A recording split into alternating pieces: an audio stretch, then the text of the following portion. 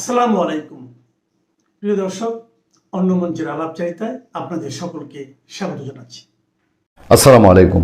এমন একটা অলিখিত সত্য এবং তথ্য সামনে আসে যে আওয়ামী লীগের যারা সংগঠক, যারা হোল্ড রাখে এলাকায়, সংগঠনকে গোছাতে পারবে বা কোনো কিছু করার চেষ্টা করলে করতে পারবে, যাদের জনবল লোকবল আছে, এই টাইপের লোক বাদ দিয়ে অন্য যারা আছে তারা মুক্তি পেয়ে যাক, এরকম একটা কথা আলাপ অন্তত শোনা যায় এবং তার বেশ কিছু লক্ষণ আছে। আওয়ামী লীগের অফিস খোলা হচ্ছে, বিএনপি অন্তত কার্যত ফিল্ডে সেই জায়গায় বাধা দিচ্ছে না। আবার এই যে ইলেকশনের 1 মাস, আওয়ামী লীগ কিন্তু সেই অর্থে, মানে ধরেন যে ইউনূস সরকারের সময় তো 2-3 হাজার লোকেরও ঢাকায় মিছিল করে ফেলেছিল আওয়ামী লীগ। ঝটিকা মিছিল ইউনূস সরকারের পুলিশকে তটস্থ রাখার জন্য একটা সাংঘাতিক কৌশল দাঁড়িয়েছিল আওয়ামী লীগের। এই ঝটিকা মিছিল খুঁজতে গিয়ে একদম নাস্তানাবুদ অবস্থা ছিল ইউনূস সরকারের পুলিশ। এখন কিন্তু আওয়ামী লীগের সেসবে দেখা যায় না। অর্থাৎ আমরা এর আগে বলেছি আপনাদেরকে যে আওয়ামী লীগের আমরা যেটুকু খবর পাই, ধারণা করি যে স্থানীয় সরকার নির্বাচন কার্যত মে-জুনের দিকে আওয়ামী লীগের যদি অটো নিষেধাজ্ঞা প্রত্যাহার হয় তাহলে হতেও পারে। সেরকম একটা পলিসিতে বিএনপি সরকার আছে কিনা, কারণ সংসদ বসলে পরে সেই অধ্যাদেশ, যে অধ্যাদেশে আওয়ামী লীগ নিষিদ্ধ, সেটা যদি পাশ না হয় এবং বিএনপি আওয়ামী লীগ অধ্যাদেশ ক্যান্সেলও করলো না, আবার নতুন করে জারিও করলো না, সেটা যদি হয় যে ইউনূস সরকারের এই সন্ত্রাস বিরোধী অধ্যাদেশ, আওয়ামী লীগ নিষিদ্ধ অধ্যাদেশ অটোমেটিকলি বাংলাদেশে, যেহেতু বিএনপি কোনো রাজনৈতিক দলের নিষিদ্ধ চায় না, ফলে সে তার মতো করে কৌশলে সব দলকে নিয়ে রাজনীতি করতে পারে। জামাত এনসিপির এখানে অ্যালার্জি আছে বলতে আমি বলবো ভীতি আছে, কারণ আওয়ামী লীগ মাঠে আসলে এই দলগুলোর, বিএনপি আওয়ামী লীগেই থাকবে বাংলাদেশের রাজনীতির মাঠে, এই বাকি যারা আছে এরা ছাগলের 3 নম্বর বাচ্চা হয়েই থেকে যাবে। এরা ভেনিশ হবে না, কিন্তু এরা থেকে যাবে, মাঝে মধ্যে আস্ফালন হবে, মাঝে মধ্যে থামবে। আওয়ামী লীগ যে একটা কৌশল নিয়েছে, সেই কৌশলটা অনেকেই ধারণা করেন যে আওয়ামী লীগ এখন কোনো প্রোগ্রামেই নেবে না, বিএনপি সরকারকে বিরক্তও করবে না, নির্বাচনে যেরকম সে কোনো রকম ডিস্টার্ব করার চেষ্টা করেনি, পারত না পরের কথা, বড় রকম চেষ্টা করেনি, সেরকম এই যে একটু ছুম মেরে থাকা, আওয়ামী লীগ থুম মেরে আছে, এই থুম মেরে কৌশলটা থাকাটাই তারা আরও শ্রেয় মনে করছে এবং দেশে কোনো বিশৃঙ্খলার দায় আওয়ামী লীগের কাঁধে নতুন করে আসুক এটা তারা নেবে না। আমার সামনে একটা খবর আছে, খবরটা অনেকটা এরকম: জোর করে ফেরার সুযোগ নেই, ছাড়ের অপেক্ষায় আওয়ামী লীগ। এই জায়গাটা খুব ইন্টারেস্টিং। ত্রয়োদশ জাতীয় সংসদ নির্বাচনে বাংলাদেশ জাতীয়তাবাদী দল নিরঙ্কুশ সংখ্যাগরিষ্ঠতা নিয়ে সরকার গঠনের পর রাজনৈতিক প্রেক্ষাপটে কিছুটা স্বস্তি দেখছে বাংলাদেশ আওয়ামী লীগ। তবে স্বাভাবিক রাজনৈতিক ও সাংগঠনিক কর্মসূচিতে ফিরতে ক্ষমতাসীন দলের রাজনৈতিক ছাড়ের অপেক্ষায় রয়েছে দলটি। আওয়ামী লীগের মতন একটি বাংলাদেশের সবচেয়ে পুরনো ঐতিহাসিক দল, তাকে বিএনপির ছাড়ের অপেক্ষায় থাকতে হচ্ছে। আমি আরও একটা ইন্টারেস্টিং দিক আপনাদেরকে সেদিনও বলেছিলাম যে প্রথম আলোর মতো পত্রিকা আওয়ামী লীগের খবরাখবর দিচ্ছে, বাংলাদেশের মেইন স্ট্রিম পত্রিকা তারাও এখন আওয়ামী লীগের খবর দিচ্ছে, যেটা ইউনূস আমলে অ্যাবসার্ড ছিল। ইউনূস আমলে হয়তো সাহসও করতো না, আবার তার ওই যে এক রাক্ষস ছিল প্রেস সচিব, সে তো নানান সময় হুমকি দুমকি ধরে দিয়ে বসতো যে আওয়ামী লীগের কোনো খবর প্রচার করলে, একবার ভয় পাইলো কি যেন আওয়ামী লীগ একটা কর্মসূচি দিবে নাকি শেখ হাসিনা, তখন বললো যে আওয়ামী লীগের কোনো খবর যদি কেউ প্রচার করছে তার বিরুদ্ধে যথাযথ আইনি প্রক্রিয়া নেওয়া হবে। মানে এটা কিন্তু সাংবাদিকতার উপরে সাংঘাতিক রকম হাত। সাংবাদিকরা পৃথিবীর সকল খবর প্রচার করবে, পিআরও হবে না, তার পাবলিসিটি করবে না, কিন্তু খবর তো দিবে। ইউনূস সরকার জোর করে সেই খবর দেওয়া বন্ধ করে দিয়েছিল। দলটির, মানে আওয়ামী লীগের বিভিন্ন পর্যায়ের নেতাদের সঙ্গে কথা বলে জানা গেছে এই মুহূর্তে অপেক্ষা ও পরিস্থিতি পর্যবেক্ষণ ছাড়া অন্য কোনো কৌশল নিচ্ছে না আওয়ামী লীগ। জোর করে রাজনীতিতে সক্রিয় হওয়ার মতো পরিবেশ নেই, এ বাস্তবতা নেতাকর্মীরাও মেনে নিয়েছেন। নিষেধাজ্ঞা প্রত্যাহারের প্রত্যাশা। গত বছরের মে মাসে অন্তর্বর্তী সরকার আওয়ামী লীগ ও এর সহযোগী ভাতৃপ্রতিম সংগঠনের কার্যক্রম নিষিদ্ধ করে পরবর্তীতে নির্বাচন কমিশন দলটির নিবন্ধন স্থগিত করে। নতুন নির্বাচিত সরকার দায়িত্ব নেওয়ার পর আওয়ামী লীগ নেতাদের প্রত্যাশা একটি রাজনৈতিক সরকার অরাজনৈতিক সরকারের আরোপিত নিষেধাজ্ঞা পুনর্বিবেচনা করতে পারে, তবে কবে বা আদৌ তা হবে কিনা সে বিষয়ে নিশ্চিত নন তারা। দলটির একাধিক নেতা জানান, বিএনপি সরকারের মনোভাব ও অবস্থানের ওপরেই ভবিষ্যৎ রাজনৈতিক কার্যক্রম নির্ভর করছে। ইন্টারেস্টিং, আমি বললাম না যে আওয়ামী লীগের খবরাখবর আওয়ামী লীগের নেতাদের এখন কোট করে পত্রপত্রিকা, এইটা গত 18-19 মাস দেখা যায়নি। সংঘাত এড়িয়ে নিয়মতান্ত্রিক পথে ফেরার কৌশল, আমি যেটা আগে বলছিলাম যে আওয়ামী লীগ সংঘাতজনক কোনো পরিস্থিতিতেই যাবে না। আওয়ামী লীগের শীর্ষ পর্যায়ে কয়েকজন নেতার ভাষ্য অনুযায়ী সহিংসতা বা মুখোমুখি সংঘাতে না গিয়ে ধীরে ধীরে নিয়মতান্ত্রিক রাজনীতিতে ফেরার পরিকল্পনা রয়েছে। আওয়ামী লীগের সম্ভাব্য কর্মসূচির খবরও জানানো হচ্ছে। আমি বাংলা নিউজ থেকে এই তথ্যটা আপনাদেরকে দিচ্ছি। একটু বলি, এনসিপি বা জামাতের প্রতি আওয়ামী লীগের তো প্রচণ্ড ক্ষোভ। তারা যদি পিঠও পেতে দেয়, আওয়ামী লীগের এখন শক্তি থাকলেও আওয়ামী লীগ তাদের পিঠে চুলকাবেও না। এটা হচ্ছে আওয়ামী লীগের কৌশল সোজা বাংলায়। দিবসভিত্তিক সীমিত কর্মসূচি, দলীয় কার্যালয় খোলা ও নিয়মিত বসা, তৃণমূল পর্যায়ে কমিটি পুনর্গঠন, সাংগঠনিক বিন্যাস ও দল গোছানো। তবে এসবই নির্ভর করছে সরকারের অবস্থানের উপর। কোনো উস্কানিমূলক বা উত্তেজনাপূর্ণ কর্মসূচি আপাতত বিবেচনায় নেই বলে জানিয়েছেন নেতারা। আর 5 আগস্টের পরের বিপর্যয়ের যেই সালতামানি, সেটাও পত্রিকাটি তুলে ধরেছে। নির্বাচনের পর সীমিত তৎপরতা, সেগুলো বলা হয়েছে। বিএনপি সরকারের প্রতি সতর্ক ইতিবাচক। বিএনপি সরকারকে তারা পর্যবেক্ষণ করছে। অপেক্ষাই কৌশল। দলটির এক কেন্দ্রীয় নেতা নাম প্রকাশ না করার শর্তে বলেন, রাজনৈতিক সরকারের কাছে আমরা রাজনৈতিক আচরণই প্রত্যাশা করি, তবে এখনই কিছু নিশ্চিত করে বলা যাচ্ছে না, পরিস্থিতি বুঝে এগুতে হবে। সব মিলিয়ে আওয়ামী লীগের বর্তমান কৌশল সংঘাত এড়িয়ে ধৈর্য ধরা এবং বিএনপি সরকারের অবস্থান পর্যবেক্ষণ করা। স্বাভাবিক রাজনৈতিক কর্মকাণ্ডে ফিরতে তারা ক্ষমতাসীন দলের আনুষ্ঠানিক বা অনানুষ্ঠানিক ছাড়ের অপেক্ষায় রয়েছে।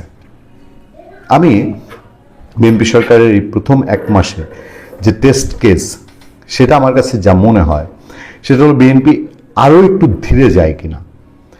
যে ধরেন, আমি তো বলছি যে মে জুন নাগাদ একটা পট পরিবর্তন হবে, এই আওয়ামী লীগ সংক্রান্ত একটা চেঞ্জ হবে, কিন্তু সেই চেঞ্জটাও যে পূর্ণাঙ্গ আওয়ামী লীগকে একেবারে কমফোর্টেবলি বাংলাদেশের রাজনৈতিক কর্মসূচি করতে দেয়া, ওই বঙ্গবন্ধু অ্যাভিনিউ ধানমন্ডি 32 নম্বরে অফিস করতে দেয়া, এই পর্যায়ে যাবে কিনা এটার একটা সন্দেহ আছে। আবার এটা অনেকটাই নির্ভর করে যে আওয়ামী লীগের ডাকসাইটের নেতাদের মধ্যে, বিশেষ করে যাদের নাম শোনা যায়, আমির হোসেন আমু, সাবের হোসেন চৌধুরী, এই লোকগুলোকে অ্যাক্টিভ পলিটিক্স করতে দেয়া, তারা কি অ্যাক্টিভ পলিটিক্স করতে পারবে কিনা, এর উপরে অনেকটা ডিপেন্ড করে আওয়ামী লীগ কতটা চঞ্চল হবে, মানে দেখার মতন তার ভাইব্রেট হবে। সেই অনুমানটা তখন গিয়ে একেবারে একজ্যাক্টলি করা সম্ভব। অর্থাৎ সোজা বাংলায় আমির হোসেন আমু জামিন পাচ্ছেন কিনা, নাকি আইভির মতন জামিন পেয়েও তিনি আবার সোন অ্যারেস্টে থাকবেন, এই সিচুয়েশনগুলোই অনেক কিছু ডিপেন্ড করে। এগুলো খুব মজা। আমি বলেছিলাম যে বাংলাদেশের যদি কখনো নির্বাচন হয়, আমার ধারণা ছিল নির্বাচন হবে না। আমার এই অনুমান ভুল হয়েছে। যাই হোক, ভুল হয়েছে, ভালো হয়েছে মনে করি। কিছু কিছু অনুমান ভুল হওয়া ভালো। তো এই আপনার অনুমান করে ইলেকশন যদি হয়েও, বলেছিলাম যদি হয়েও যায়, তাহলে আমরা অনেক সার্কাস দেখব। সেই সার্কাসের একটা অংশ হচ্ছে এই রেজওয়ানা প্রসঙ্গ। কেউ কেউ কিন্তু মনে করতেছেন যে এটা হলো তাদের পরিকল্পিত বিতর্ক। এই বিতর্কটা সৃষ্টি করা হচ্ছে মাঠ গরম রাখার জন্য, যাতে মুক্তিযুদ্ধের পক্ষের শক্তি বা আওয়ামী লীগ মাঠে না নামে, মানে তাদের চোখে ধুলো দেওয়ার জন্য ওনাকে এটা হতে, এটা কেউ কেউ মনে করেন, কিন্তু এই সংখ্যাটা কম। কিন্তু আমার ভাষায় এটা হলো যে আমাদের যে আমি তো সবসময়, আমি দুঃখিত যে আমরা কথায় কথায় আমি জামালপুর নিয়ে আসি। জি জি জি জি তো আমাদের জেলার একটা কথা আছে যে ক্ষেতের ঢেল ক্ষেতেই ভাঙে। অর্থাৎ যাদের যাদের গোপন কথা থাকে যাদের পেটে, তারাই প্রকাশ করে দিবে। অর্থাৎ গোপন তারাই ফাঁস করবে যারা অপরাধ করেছে। এটাকে বলে ক্ষেতের ঢেল ক্ষেতেই ভাঙে, অথবা ক্রিমিনালস দ্বারা আক্রান্ত হবে। এই ধরনের বোঝানোর জন্য আমাদের জামালপুর একটা কথা আছে। তো এই রেজওয়ানা যে কথাটা বলে ফেলেছেন, এর কথার মধ্যে কিন্তু অনেক রহস্য, অনেক, কারণ সহজ কথা যায় না বলা সহজে, তাই না? উনি সহজ করে বলেন নাই, কিন্তু আমাদের বুঝে নিতে হবে, খুঁজে নিতে হবে, ধরে নিতে হবে। যখন কোনো ঘটনা ঘটে, যখন নিচে আগুন থাকে, তখনই তো উপরে ধোঁয়া দেখা যায়। তো রেজওয়ানা এই বেলা আপা, এই আলবদর রাজাকার কন্যা নাকি আলবদর কন্যা, তিনি যে কথাটা বলেছেন, এটা কিন্তু রহস্যজনক। কারণ হচ্ছে তিনি ভুল করে এটা বলে ফেলেছেন, হয়তোবা ভুল করে। যেমন আমাদের ব্লেজার খলিল, বর্তমানে পররাষ্ট্র মন্ত্রী, যদিও সে নিজেকে এই মুহূর্তে, আমার ধারণা যে তিনি নিজেকে এখনো বোধহয় উপদেষ্টা পরিষদের কেউ ভাবেন, সেটাই ভাবাই স্বাভাবিক। কারণ আপনি তাকে ভোট দিতে দেখেছেন, দেখেননি। আমি দেখেছি, দেখি নাই, কেউ দেখে নাই বাংলাদেশে। সুতরাং যেহেতু সে বিদেশি, বিদেশি দালালিটাই রাখবে। আপনি তার আচরণ, তার বডি ল্যাঙ্গুয়েজ, তার কথা, তার পোশাক, তার বিবৃতি, এগুলো যদি আমরা দেখি, তাহলে দেখা যায় এই ব্লেজার খলিল এখনো নিজেকে বোধহয় ওই তথাকথিত এনজিওগ্রাম সরকারের যে উপদেষ্টা পরিষদ ছিল সেখানে সে এখন আছে। তার ভ্রম এখনো কাটেনি। কাটবে কিভাবে? সে তো নিয়োগপ্রাপ্ত। সে তো এই এনজিও সরকারের সাথে আমাদের মুসলেকা প্রধানমন্ত্রী, যেটা নিয়ে আজকে আমি একটা কবিতা লিখেছি। আমাদের এই মুসলেকা প্রধানমন্ত্রী মুসলেকা দিয়েই তো তাকে নিয়েছে, যে তাকে রাখতে হবে। তিনি যদি প্রধানমন্ত্রী হন, তাহলে যে মুসলেকা পররাষ্ট্রমন্ত্রীও রাখতে হবে। তার জন্য তাকে দিয়েছে। তার বডি ল্যাঙ্গুয়েজ গুলো আপনি দেখবেন। এই যে আজকে মিছিল করলো জামাত, কমরেড রতন সিদ্দিকী একদিন বলেছিলেন, তার উপর হামলা হয়েছিল, আমরা সে প্রতিবাদ করেছি, সেই প্রতিবাদ মিছিলে আমি ছিলাম, সেই মানববন্ধনে আলোচনা সভায় আমিও ছিলাম শাহবাগে। তিনি বলেছিলেন শুক্রবারটা আমাদের বেহাত হয়ে গেছে। তার সেই বিখ্যাত উক্তি মনে তো থাকার কথা আপনার, যে শুক্রবার আমাদের থেকে বেহাত হয়ে গেছে। আরে ভাই, শুক্রবার না, 2024 সালে 5ই আগস্টের আমাদের সপ্তাহের 7 দিনই বেহাত হয়ে গেছে। 7 দিনই বেহাত হয়ে গেছে। আজকে দেখেন মিছিল হওয়ার কথা। আচ্ছা, মসজিদ থেকে কেন মিছিল বের করবে? মসজিদ মিছিল করার জায়গা? মসজিদ তো মিছিল করার জায়গা না। আপনি যে বলেন মুসলমানদের জন্য, মুসলমানদের মিছিল কেন শুক্রবারেই হবে? এই যে বোঝা গেল যে ফজর নামাজে মিছিল করলে লোক হবে 20 জন, সরি 5 জন। জোহর নামাজে মিছিল করলে লোক হবে 100 জন। আসর নামাজে হবে 60 জন। এশার নামাজে 30 জন। তাহাজ্জুদ নামাজে তো লোকই খুঁজে পাবে না। এই জন্যই তারা মানে বোঝা গেল যে শুক্রবার বেছে নেওয়ার কারণ, সেই দিন যত আকাম কুকামি করুক আমাদের, আমি দুঃখিত এইভাবে শব্দ উচ্চারণ করার জন্য, আমি আন্তরিকভাবে ক্ষমা চেয়ে নিচ্ছি। কিন্তু যেহেতু আমার নামের সাথে ক্রিটিক লেখা আছে, অনেকে আমাকে বলেন যে এই বিষয়গুলো নিয়ে কথা বলবেন না। ভাই, যে বিষয়ে মানুষ কথা বলবেন ওইটা বলার জন্যই তো আমি চেক করি। কারণ সবাই সব যদি বলে তাহলে আমার বক্তব্য শোনার তো দরকার নেই।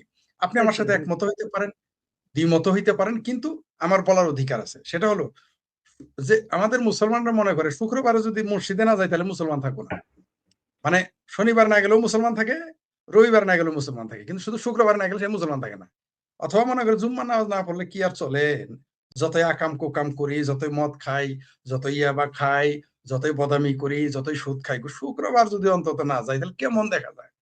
সেই জন্যই ডক্টর হুমায়ুন আজাদ স্যার বলেছিলেন ধর্মদের মানে ধর্ম যে একটা ভণ্ডামি, ভণ্ডদের আশ্রয়স্থল হচ্ছে ধর্ম। এই কারণে তিনি দুঃখ করে বলেছেন।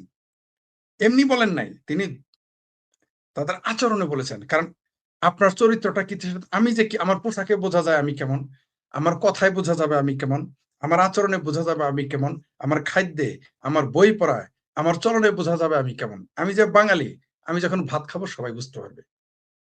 তাই না? আমি যখন মাছ খাবো, ধরে নিবে, আমি বুঝতে পারবে যে আমি যখন একেবারে বিড়ালের মতো মাছটা খাবো, তখন ধরে নিবে আমি বাঙালি। একজন রাশিয়ান তো খেতে পারবে না, একজন পাকিস্তানিও খেতে পারবে না, একজন একজন আমেরিকান তো আমার মতো খেতে পারবে না, তাই না? তো আচরণেই বোঝা যাবে কে কি। তো এদের আচরণেই বোঝা যায় যে শুক্রবার দিন নামাজ না পড়লে নাকি তাদের ইসলামিত্ব থাকে না, মুসলমানিত্ব থাকে না, অন্য দিন না পড়লে থাকে, সুদ ঘুষ খেলার সমস্যা নেই। জামাত, হেফাজত সহ মৌলবীরা, তাদের যে এই যে দোকান, মসজিদ এখন আর মসজিদ নেই। ওই যে একজন বিখ্যাত কবি তিনি বলেছিলেন যে মসজিদ মানে মসজিদ থেকে মুসল্লি চলে গেছে, মসজিদ থেকে মুসল্লি চলে গেছে, নামাজি চলে গেছে, কিন্তু কিছু শয়তান তখন মসজিদ দখল করেন। এর বিখ্যাত শায়ের আছে, বিখ্যাত। মানুষ এই যে উর্দু ভাষা, উর্দু ভাষা মানুষ মনে করে মুসলমানের ভাষা, এটা তো মনে করে অনেকে। উর্দু ভাষায় যেভাবে মোল্লাদের সমালোচনা করা হয়েছে পৃথিবীতে কোনো ভাষায় করা হয়নি। কিন্তু ওগুলো পড়াবে না, ওগুলো পড়াবে না। যাই হোক, সেটা অন্য বিষয়। এই যে মোল্লারা এরা দেখে নিচ্ছে যে শুক্রবারে দোকানদারি ভালো হয়। কারণ শুক্রবারে যে এই যে মনে করেন 5-7-35 ওয়াক্ত নামাজ, 34 ওয়াক্ত তো বাদ দিয়েছে। কারণ ওই দিন মসজিদে মৌলবীদের ইনকামও হয়। এটা আপনি জানেন, আমরা সবাই জানি। তো এই মিছিলগুলোকে তারা তখন ব্যবহার করে, এই লোকগুলোকে তাদের লোক মনে করে। তাদেরকে বায়াস করে তাদের মিছিলে নিয়ে যায়। তাহলে তো লোক পাবে না। আপনি দেখেছেন ওই যে তালিবাস ও অন্তস্তয়কার হাদি, তার মিছিলে কয়জন লোক হতো? 5 জন, 10 জন। আমি তো কোনোদিন 15 জনের উপরে তার উপরে মিছিল দেখি নাই। কিন্তু তার জানাজায় এত লোক কেমনে হইলো? এই হচ্ছে আমাদের বাংলাদেশ। আরে ভাই, জানাজায় আমিও যাই। জানাজায় আমি শ্মশান ঘাটেও যাই, আমি শ্মশানেও যাই। অন্ত্যেষ্টিক্রিয়াতেও আমি যাই। আমি নিজে যাই। কারণ আমার বন্ধু বাবা যদি মারা যায় হিন্দু, আমি যাব না? আমার দুশ্মন হোক প্রতিবেশী, আমি তার জানাজায় যাব না? অবশ্যই যেতে। জানাজায় গেলেই তো সব সব তো জানাজার উদ্দেশ্যে যায় না। বিভিন্ন কারণে মানুষ যায়। যে চিনে না সেও জানাজায় যায়। তো এই মসজিদে শুক্রবারে সবাই যায়। এটাকে তারা ক্রাউড নিজেদের দলে টেনে, আর মিছিলগুলো দেখেছেন তো? তারা মিছিল করতেছে, মানে মিছিলটা কার বিরুদ্ধে? রেজওয়ানা, তারপরে আপনার আ ব্লেজার খলিল তারেক রহমানের নামে মিছিল দিয়েছে, আমরা দেখেছি। তারেক রহমানরা বলছে ভোট চোর। তা আমরা তো জানি যে শেখ হাসিনাই নাকি সারা জীবন ভোট চুরি করেছে। তো তারেক রহমানে 20 দিন না যেতে ভোট চোর হয়ে গেল। আপনাদের না তো খায়েশ ছিল যে শেখ হাসিনা থাকলে ভোট হয় না, দিনের ভোট রাইতে হয়। তারেক রহমান ভোট চোর কেমন হইলো?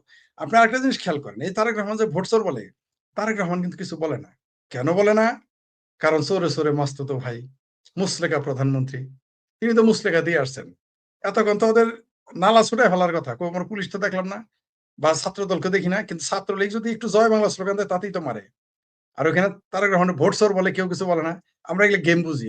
এই যে মিলকে জুলকে খেলা, এই যে প্রীতি ম্যাচ খেলা হইতাছে, কে কয়টা গোল দিবে, কখন গোল দিবে, ওটা আমরা জানি। আমরা জানি যে রেফারি 2 পক্ষের, আমরা জানি গোলকিপার 2 পক্ষের, এটা আমরা জানি, বুঝি। কিন্তু তারপরেও তাদের ভণ্ডামিটা দেখেন আপনি। সেখানে হাদির ছবি, এদের খোমেনির পিছনে, এদের খোমেনি হলো বিশ্ব নেতা তাদের ভাষা। সে খোমেনির পাশে দেখলাম হাদির ছবি। হাসবো না কাঁদবো বুঝে উঠতে পারতেছি না। মানে এরা এখন এই তালিবাস ও অন্তস্থায়ীরা এই হাদিকে আর নবী রাসূল ঘোষণা না করলে আমি তো এই চিন্তায় আছি। হাদিরে কেন কাজী নজরুল ইসলামের মতো একজন সেকুলার লোকের পাশে দিল? যে নজরুল ইসলাম হলো মা কালী নিয়ে শ্যামা গীত লিখেছেন। যে নজরুল বলেছেন যে খোদার আরশ ভেদিয়া তিনি চলে যাবেন। এই তালিবাস ও অন্তস্থায়ীরা হাদিরে ইমাম খোমেনির ওইখানে পাঠায় দেওয়া উচিত। অথবা মক্কার খাদেমের কাছে, মক্কা ও নবী রাসূলের পাশে কবর দেওয়া উচিত ছিল মনে হয়। মানে এদের যে আচরণ, কয়দিন পরে এই কথাই বলবে। আর আপনি যেটা বললেন, এরা মিছিল করেছে রেজওয়ানা, তিনি অত্যন্ত ধুরন্ধর একজন মহিলা। দেখা যায় খুব আপনি দেখবেন এই ইয়ার ডক্টর ইউনূস নামের আদম ব্যাপারীর যারা সরকারে জড়িত ছিলেন, আমার ভাবির পোলারা সহ, প্রত্যেকটা চেহারা হলো একেকটা দেখবেন যে নিম শয়তান বলে আমাদের এলাকায়। আপনাদের এলাকায় কি বলে জানি না। মিটমিটা শয়তান বলে। চেহারায় আপনি বুঝতে পারবেন না এরা কত ধুরন্ধর, কত বদমাইশ, কত বদ, কত হারামি, কত পাষণ্ড, কত লম্পট। এই যে আলী রিয়াজ একটা আসছে, থালি রিয়াজ, তাই না? এরাও কিন্তু কথাবার্তা বলে, আস্তে আস্তে কথা বলে। এই যে আরেকটা আছে যে আসিফ সার, কিভাবে ঠাড়া মারা মিথ্যা কথা বলে, মনে হয় যে একেবারে মক্কার আল্লাহর ফেরেশতা, জীবনে মিথ্যা কথা কয় নাই, কেবল মায়ের পেট থেকে পড়লো। সে বলছে তুই জীবনে কোনো দুর্নীতি করে নাই, কত বড় বাটপার, সারা জীবন মিথ্যা কথা বলে আসলো, বললো 26 লক্ষ ভারতীয় এখানে চাকরি করে, আমরা একজন ভারতীয় বের করে দিতে দেখিনি। একবার বললো ক্রিকেট বোর্ড, তারা বলতেছে এটা ক্রিকেট বোর্ডের কথা, আবার সেই বলে সরকারে করেছে। এরকম ঠাড়া পড়া মিথ্যাবাদী আমাদের আমাদের উপদেষ্টা পরিষদ। শুনেন, রেজওয়ানা হচ্ছে, তিনি যেভাবে বলেছেন, তিনি বলেছেন মৌলবাদীদের প্রশ্রয় দেন নাই। তার সরকারে কে ছিল? হেফাজতের আমির ছিল। হেফাজতের সাবেক সভাপতি বা আমির ছিল। তার মন্ত্রী, তার উপর সহকারী, তার সহকারী কে ছিল? যারা পৃথিবীর সবচেয়ে বড় জামাতের চাইতে ওরা বেশি কট্টর, এই হেফাজত, তাকে তিনি বানিয়েছিলেন। আমরা দেখেছি তো। এগুলো হচ্ছে এরা মৌলবাদকে উস্কে শুধু দেয় না, নিজেরাই তো, সে নিজেই তো মৌলবাদীদের কাঁধে চড়ে ক্ষমতায় এসেছে। আবার বলে সে মৌলবাদীদের, তারপর ধনবান্ধবদের তারা সুযোগ দেয় নাই। এগুলো মিথ্যা কথা। করবে কেন বলেন আমাকে, কেন তারা করবে? তারা তো তাদের লোক। রেজওয়ানা কার প্রতিনিধিত্ব করেছে? ডক্টর ইউনূস একজন নাস্তিক। ডক্টর ইউনূস একজন এই জিন্নার মতো মুসলমান। জিন্নার মতো মুসলমান মানে গিদর খাওয়া, মদ খাওয়া, বেনামাজি, যে নামাজ পড়তে জানে। আপনারা দেখেন নাই ডক্টর ইউনূস নামাজ পড়তে জানে? জিন্নাকে দেখার পর আমরা যে ইউনূসকে দেখার পর তখন আমার সর্বপ্রথম মনে পড়েছে জিন্নার কথা। সে জীবনে প্রথম টুপি পরলো, এই টুপি পরলো না, আসলে টুপি পরাইছে। ফরিদ আক্তার, সে নাস্তিক, কে না জানে? কে না জানে ফরিদ আক্তার নাস্তিক? যারা আমরা ফরিদ আক্তারকে চিনি, কেউ কেউ তাকে খরিদা আক্তার বলে। খরিদা কেন বলে? কারণ ডিপ স্টেটের পয়সা খাইছে। খাওয়ার পরে, কারণ এনজিও আলাদের তো বিশ্বাস নাই। আপনি খেয়াল করেন, সব মৌলবী আর সব কমিউনিস্ট যারা, তাদের সব এনজিওর মালিক। কোন এনজিও? বাটপাড়ি এনজিও। আপনি দেখবেন সব এনজিও করছে। আমি বলি না যে এনজিও করা খারাপ, কিন্তু উদ্দেশ্য কি? সবগুলোর এনজিও আছে, সবগুলোর। এই বেলা আভা আমাদের, যাকে কেউ দুষ্ট লোকেরা কন্ডম আভা বলে ডাকে, হরিবরি সরি কোঠায় তিনি নিয়োগ পেয়েছিলেন, আমরা দেখেছি। তো এইখানে সবগুলো ছিল নাস্তিক।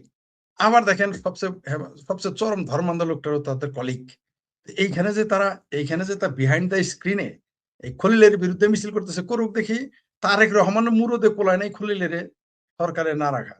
দক্ষিণ এশিয়ার প্রায় একই বৈশিষ্ট্যের দুটি দেশ, অনেকটা একই ধরনের আন্দোলনের মুখে সরকার পতনের দৃশ্য। তবে তারপর দুটি দেশের দৃশ্যপট যেন দুটি দিকে গেল বেঁকে। একটি দেশে আন্দোলনের প্রধান শক্তি জাতীয় নির্বাচনে প্রায় অস্তিত্বহীন, আর আরেকটিতে সংখ্যাগরিষ্ঠতা পেয়ে নতুন সরকার গঠনের পথে। দর্শক, বলছি বাংলাদেশ এবং নেপালের কথা। দুটি দেশই জেনজিদের নেতৃত্বে আন্দোলনের মুখে সরকার পতন হলেও পরবর্তী সময়ে কেন এতটা ভিন্ন চিত্র তা নিয়ে শুরু হয়েছে নানামুখী বিশ্লেষণ। বিশ্লেষকরা বলছেন, বাংলাদেশে আওয়ামী লীগ সরকার পতনের পর রাতারাতি কিংস পার্টি গড়ে অন্তর্বর্তী সরকারের অংশ হয়ে যাওয়ার খেসারত দিচ্ছে জেনজিদের নেতারা। দুর্নীতি, মব সন্ত্রাস আর ক্ষমতার অপব্যবহারের বিস্তর অভিযোগে মাত্র 18 মাসেই তারা নায়ক থেকে পরিণত হয়েছেন ভিলেনে। নেপালে যখন জেনজিদের সমর্থিত দল স্বাভাবিক নির্বাচনের মাধ্যমে ক্ষমতার দুয়ারে, বাংলাদেশে তখন শুরু হয়েছে আন্দোলনের নেতাদের বিরুদ্ধে দুর্নীতির অনুসন্ধান। তাদের লালন পালন করা অন্তর্বর্তী সরকার উপদেষ্টাদের ফাইলও তলব করছে দুর্নীতি দমন কমিশন।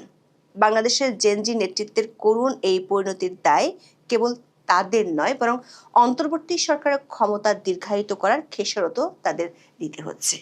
1.5 বছরে প্রধান উপদেষ্টার বিভিন্ন বক্তব্য এবং কর্মকাণ্ডে বাংলাদেশের জুলাই আন্দোলনের উদ্দেশ্য নিয়ে বহু প্রশ্ন উঠেছে। মেটিকুলাস ডিজাইনে আন্দোলন করার দাবি খোদ ডক্টর মোহাম্মদ ইউনূসের কণ্ঠে উচ্চারিত হয়েছিল। এমনকি মানুষ তাকে 50 বছর পর্যন্ত ক্ষমতায় দেখতে চায় এমন দাবিও তৈরি করেছিল নানামুখী সন্দেহ। নেপালের অন্তর্বর্তী সরকার যেখানে 6 মাসে নির্বাচন দিয়ে বিতর্কহীনভাবে ক্ষমতা ছাড়ছে, সেখানে ইউনূস সরকার 1.5 বছর মসনদে থেকে দেশকে পরিণত করেন মবের রাজ্যে। অবশেষে নানামুখী চাপে একটি বিতর্কিত একতরফা নির্বাচন দিয়ে তিনি বিদায় নিলেও 1.5 বছরের অপশাসনের ক্ষত নিয়ে ভুগছে নতুন সরকার। এমনকি ইউনূসের প্রধান মিত্র জামাতের পক্ষ থেকে নির্বাচনে অনিয়মের অভিযোগ তুলে ঢাকার রাস্তায় হচ্ছে মিছিল। আর কোনো মতে 6 আসনে জয় পেতে জেনজিদের দল এনসিপিকে সওয়ার হতে হয়েছে মুক্তিযুদ্ধে বাংলাদেশের বিরোধিতা করা জামাতের কাঁধে। সরকারি চাকরিতে কোটা বিরোধিতার নামে 2024 সালের জুলাইয়ে বাংলাদেশে শুরু হয় শেখ হাসিনা সরকারের বিরুদ্ধে আন্দোলন। এরপর 5ই আগস্ট ক্ষমতাচ্যুত হন শেখ হাসিনা। সেই থেকে শেখ হাসিনা অবস্থান করছেন ভারতের দিল্লিতে। এর ঠিক প্রায় 1 বছর পর 2025 সালের 9 সেপ্টেম্বর নেপালে জেনজি আন্দোলনে দেশটির সরকারের পতন হয়। পদত্যাগ করেন প্রধানমন্ত্রী কেপি শর্মা ওলি। বাংলাদেশের শেখ হাসিনার পতনের 3 দিন পর 8ই আগস্ট ডক্টর মোহাম্মদ ইউনূসের নেতৃত্বে শপথ নেয় অন্তর্বর্তী সরকার। এই সরকারের শুরুতেই 2 ছাত্র প্রতিনিধি হিসেবে উপদেষ্টা হিসেবে যোগ দেন নাহিদ ইসলাম এবং আসিফ মাহমুদ সজীব ভুঁইয়া। আর মাহফুজ আলম শুরুতে প্রধান উপদেষ্টার বিশেষ সহকারের দায়িত্ব পেলেও পরে হন পূর্ণ উপদেষ্টা। অর্থাৎ আন্দোলনকারী জেনজিদের সরাসরি অংশগ্রহণই যাত্রা শুরু করে অন্তর্বর্তী সরকার। আর সেখান থেকেই শুরু জেনজি নেতৃত্বের পতন। কয়েকদিনের মধ্যে পরিষ্কার হয়ে ওঠে দেশের মালিক বনে গেছেন জুলাই আন্দোলনকারীরা। আর তারা সরাসরি প্রশ্রয় পেয়েছিলেন ডক্টর মোহাম্মদ ইউনূসের। প্রায় 1.5 মাসের মাথায় নিউ ইয়র্ক সফরে গিয়ে মাহফুজকে জুলাই আন্দোলনের মাস্টার মাইন্ড হিসেবে সবার সামনে তুলে ধরেন ডক্টর মোহাম্মদ ইউনূস। এর কয়েক মাস পর 2025 সালের 28শে ফেব্রুয়ারি কিংস পার্টির তকমা নিয়ে যাত্রা শুরু করে জুলাই আন্দোলনকারীদের দল জাতীয় নাগরিক পার্টি বা এনসিপি। দলের আত্মপ্রকাশের আগে ডক্টর ইউনূস নিজেই সাক্ষাৎকারে দাবি করেন তার উৎসাহে গঠিত হচ্ছে ছাত্রদের দল। এরপর সরকারের সরাসরি দয়া দাক্ষিণে এনসিপির কার্যক্রম পরিচালিত হতে দেখা গেছে। এমনকি সেনা নিরাপত্তায় দেশের বিভিন্ন জায়গায় সভা সমাবেশ করতেও দেখা গেছে। গোপালগঞ্জে সেনাবাহিনীগুলিতে মানুষ খুনও করা হয়েছিল ইউনূস সরকারের আমলে। বিভিন্ন জায়গায় মব সন্ত্রাস সহ থানা থেকে অপরাধীদের ছাড়িয়ে আনার মতো দাপটও দেখাতে শুরু করে কিংস পার্টির নেতারা। আওয়ামী লীগের কার্যক্রম নিষিদ্ধ সহ সরকার ইচ্ছা পূরণের জন্য সাজানো আন্দোলনের কারণে বাড়ে বিতর্ক। সব মিলিয়ে 1.5 বছরে সম্ভাবনার সবটুকু বাতি নিভিয়ে অস্তিত্ব সংকটের মুখে ডক্টর ইউনূসের স্বপ্নের এনসিপি। একতরফা নির্বাচনের আগে মান বাঁচাতে তারা ভিড়ে যায় জামাতের জোটে। অথচ এর কয়েক মাস আগে জামাতকে স্বাধীনতা বিরোধী দল হিসেবে দায়ী করে সমালোচনা মুখর ছিলেন এনসিপির অনেক শীর্ষ নেতা। এর ঠিক বিপরীত চিত্রই দেখা গেছে নেপালে। সেখানে ওলি সরকারের পতনের পর সুশীলা কার্কের নেতৃত্বে গঠন হয় অন্তর্বর্তী সরকার। তবে সেই সরকারে জেনজিদের কোনো প্রতিনিধি রাখা হয়নি। পুরোপুরি একটি নিরপেক্ষ ভূমিকা নিয়ে 6 মাসের মধ্যে নির্বাচনের ঘোষণা দেন সুশীলা। কথিত সংস্কার কিংবা দল নিষিদ্ধের মতো অগণতান্ত্রিক কোনো পথে হাঁটেনি দেশের অন্তর্বর্তী সরকার। উল্টো ওলির পতন আন্দোলনের সময়কার বিভিন্ন ফৌজদারি অপরাধের বিচারের উদ্যোগ নিয়েছে নেপাল। অন্তর্বর্তী সরকারের কঠোর অবস্থানের কারণে সেখানে দেখা যায়নি মবের ত্রাস। প্রধানমন্ত্রী সুশীলা উল্টো ঘোষণা দেন নেপালকে তিনি কোনোভাবেই বাংলাদেশের পথে হাঁটতে দেবেন না। সরকারের উপর রাজনৈতিক দল ও তরুণ প্রজন্মের চাপের বিরুদ্ধে কঠোর অবস্থান নিতেও দেখা গেছে সুশীলাকে। বিশ্লেষকেরা বলছেন, সরকার পতন ঘটনার পর নেপালের আন্দোলনকারীরা ক্ষমতার অপব্যবহার না করার কারণে তাদের জনপ্রিয়তায় ভাটা পড়েনি। বাংলাদেশ এবং নেপাল দু দেশই গণ অভ্যুত্থানের ধরনে অনেক মিল ছিল, প্রত্যাশাও ছিল কাছাকাছি। তবে নেপালের জেনজিরা তাদের কর্মকাণ্ড নিয়ন্ত্রণে রাখায় নির্বাচনে শেষ পর্যন্ত সাফল্য পেয়েছে, আর বাংলাদেশে কিংস পার্টির তকমা নিয়ে ভরাডুবি হয়েছে এনসিপির। নেপালে গত সেপ্টেম্বরে তরুণদের নেতৃত্বে সরকার পতনের পর মূলধারার রাজনীতিতে আবির্ভূত হন ৩৫ বছর বয়সী র্যাপার বালেন্দ্র শাহ। ৬ মাস পর তার দল রাষ্ট্রীয় স্বতন্ত্র পার্টি আরএসপি নির্বাচনে বড় জয়ের প্রান্তে। প্রাথমিক গণনায় অনেকটাই এগিয়ে আছে নেপালি জেনজিদের পছন্দের দলটি। দলের প্রধান বালেন্দ্র ছিলেন কাঠমান্ডুর সাবেক মেয়র। জাতীয় নির্বাচনে তিনি ঝাপা ৫ আসন থেকে বিজয়ী হয়েছেন। এই আসনটি ঐতিহ্যগতভাবে সাবেক প্রধানমন্ত্রী কেপি শর্মা ওলির ঘাঁটি হিসেবে পরিচিত। এবার কমিউনিস্ট পার্টি অফ নেপালের প্রধান ওলি হেরে গেছেন ভোটযুদ্ধে। প্রাথমিক গণনায় দেখা যাচ্ছে ওলির দলের ভূমিদশ পরাজয় হতে যাচ্ছে। হিমালয়ের কোল ঘেঁষা দেশটিতে ১৬৫টি আসনে প্রত্যক্ষ নির্বাচন হচ্ছে। এর মধ্যে মাত্র ৮টিতে এগিয়ে রয়েছে ওলির দল, আর বালেল্যান্ডের আরএসপি এগিয়ে রয়েছে ৮৬টি আসনে। নেপালের সবচেয়ে পুরনো দল গগন থাপার নেপালি কংগ্রেস এগিয়ে রয়েছে ৮টি আসনে, আর সাবেক আরেক প্রধানমন্ত্রী পুষ্পকমল দহাল ওরফে প্রচণ্ডের দল এগিয়ে রয়েছে ৭টিতে। নেপালে গত ৩ দশকে Communist Party of Nepal, Nepali Congress ও নেপালি কমিউনিস্ট পার্টির মধ্যে ক্ষমতার পালাবদল দেখা গেছে। তবে এবার তাতে ছেদ ঘটিয়ে ক্ষমতায় আসছেন তরুণদের সমর্থিত বালেন্দ্র। দল গঠনের মাত্র অল্প দিনের মধ্যেই ক্ষমতায় বসে যাচ্ছে রাষ্ট্রীয় স্বতন্ত্র পার্টি আরএসপি। বালেন্দ্র নির্বাচনী প্রচারের সময়ও বিশাল জনসমাগম দেখা গিয়েছিল। সামাজিক যোগাযোগ মাধ্যম এবং সরাসরি জনসংযোগের মাধ্যমে তিনি পরিবর্তনকামী তরুণ ভোটারদের আকৃষ্ট করতে সক্ষম হয়েছিলেন। অথচ বাংলাদেশে ১.৫ বছরের তালবাহানা ও নাটকীয়তা শেষে একতরফা নির্বাচন করেও জুলাই আন্দোলনকারীদের দলের ভরাডুবি হয়েছে। জামাতের কাঁধে চড়ার পরও মাত্র ৬টি আসনে জয় পায় এনসিপি। এসব আসনে ব্যাপক কারচুপির অভিযোগ তুলছেন প্রতিপক্ষ প্রার্থীরা। ত্রয়োদশ জাতীয় সংসদ নির্বাচনে বিজয়ী প্রার্থীরা হলেন নাহিদ ইসলাম, আক্তার হোসেন, হাসনাত আবদুল্লাহ, আব্দুল হানান মাসুদ, আব্দুল্লাল আমিন ও আতিকুর রহমান মুজাহিদ। বাংলাদেশে ১২ই ফেব্রুয়ারি নির্বাচনে ২/৩ বেশি সংখ্যাগরিষ্ঠতা পেয়েছে বিএনপি। আওয়ামী লীগকে ভোটের বাইরে রাখার পরেও এনসিপির ভরাডুবি এবং বিএনপির বিপুল জয় প্রমাণ হয়েছে মানুষ এখনো পুরনো নেতৃত্ব এবং দলের উপরে আস্থা রাখছে। এর জন্য ১.৫ বছরে জুলাই আন্দোলনের নেতাদের কর্মকাণ্ড এবং তাদের পৃষ্ঠপোষক ইউনূস সরকারের চরম ব্যর্থতাকে দায়ী করছেন অনেকে। এনসিপির মতো দলের পক্ষে যে দেশের সত্যিকারের পরিবর্তন অসম্ভব তাও প্রমাণ হয়েছে ১.৫ বছরে। এর ঠিক উল্টো চিত্র নেপালে। পুরনো দলগুলোর পরিবর্তে নতুন নেতৃত্বই হয়ে উঠেছে আস্থার প্রতীক। বিশ্লেষকদের মতে নির্বাচনের প্রাথমিক ফল ইঙ্গিত দিচ্ছে সেখানে প্রচলিত রাজনৈতিক দলগুলোর প্রতি জনগণের অসন্তোষ বাড়ছে, আর এই কারণে গণ অভ্যুত্থানে অংশ নেওয়ার শক্তি কি সমর্থন জানিয়েছেন সাধারণ ভোটাররা। দর্শক, গত বছর অক্টোবরে সই হয় জুলাই সনদ। সেদিন ডক্টর মোহাম্মদ ইউনূস বলেছেন, জুলাই সনদের স্বাক্ষরের দিনটি শুধু জাতির জন্য নয়, সারা পৃথিবীর জন্য এটা বড় রকমের উদাহরণ হয়ে থাকবে। বহু জায়গায় এটা পাঠ্যপুস্তকে থাকবে, ক্লাসরুমে আলোচনা হবে, বিভিন্ন দেশের রাজনীতিবিদদের মধ্যে আলোচনা হবে। তারা চেষ্টা করে দেখবে তাদের দেশে এমন কিছু করা সম্ভব কিনা। তবে বাস্তবতা হলো, বিশ্ব তো দূরের কথা, বাংলাদেশি ডক্টর ইউনূসের শাসনামল এখন আতঙ্কের নাম। তিনি যেদিন এই ভাষণ দিয়েছিলেন তার কিছুদিনের মধ্যেই নেপালের প্রধানমন্ত্রী সুশীলা কার্কি পরিষ্কার জানিয়ে দেন তারা নেপালকে বাংলাদেশের মতো হতে দেবেন না। এবার নির্বাচনে দেখা গেল একই চিত্র। বাংলাদেশে যেখানে তরুণদের দলের ভরাডুবি, সেখানে নেপালে উঠছে জেনজিদের বিজয় কীর্তন। নেপালের নির্বাচন দেখিয়ে দিল গণ অসন্তোষ থাকাই যথেষ্ট নয়, তাকে সংগঠন, কার্যকর কৌশল এবং বিশ্বাসযোগ্য নেতৃত্বের মাধ্যমে ভোটের রাজনীতিতে রূপ দিতে পারলেই কেবল প্রকৃত পরিবর্তন সম্ভব। কোনো দলকে রাজনীতি থেকে দূরে রেখে নয়, বরং জনগণের আস্থা অর্জনের দিকে যে বেশি নজর দিতে হয় সেটি দেখা গেল নেপালের নির্বাচনে। দক্ষিণ এশিয়ার অন্যান্য দেশের মতো বাংলাদেশের জন্য এটি সম্ভবত সবচেয়ে বড় বার্তা। এখন এ পর্যন্ত, সবাই ভালো থাকুন, সুস্থ